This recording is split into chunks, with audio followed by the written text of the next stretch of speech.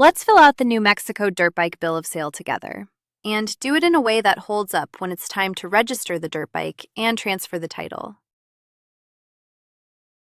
Start at the top with the date of sale. Then the seller's details. In our example, that's Anna Baker, with her address, phone, and email. Then the buyer's, Ben Carter, with the same. 2 quick habits. Enter each name exactly as it appears on that person's ID and on the title. A nickname or a typo can stall the transfer later. And don't leave a line blank.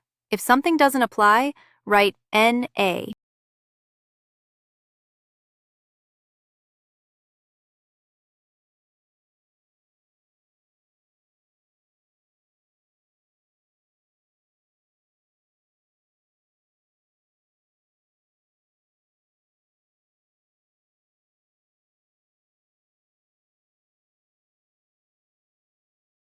Next, describe the dirt bike, the make and model, the year, and the color.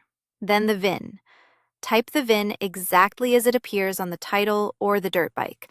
A single wrong character can hold up the transfer. Then the odometer reading. Write the exact number, not a rounded guess. Now the purchase date and the sale price, in our example, $8,500, paid all at once, by check, with taxes included. Write the real price. Lowballing it to shave the sales tax can come back as back taxes and penalties, and it leaves the buyer with weaker proof of what they actually paid. Now the signatures. The seller and the buyer each print their name, sign, and date. This form also has witness lines and a notary block. Use them only if your state requires it, or add a witness for extra proof.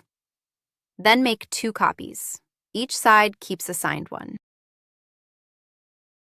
If you're selling a dirt bike in this state, here's what you need to know to get the paperwork right. First, you'll need to use the official form, MVD 10009. That's the required bill of sale for this state, so make sure you have the right document before you start. You'll need to include the vehicle identification number, the VIN. This identifies the specific bike being sold, so double-check that it's accurate.